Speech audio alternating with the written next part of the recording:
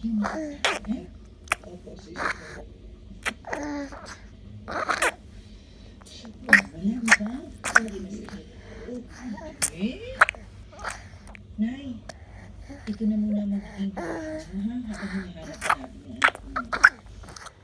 Huwag na po, sister. Wala siyang utang na loob.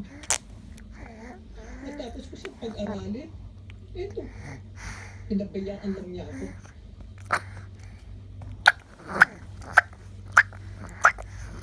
Winnie! Excuse na po. Bakit ba?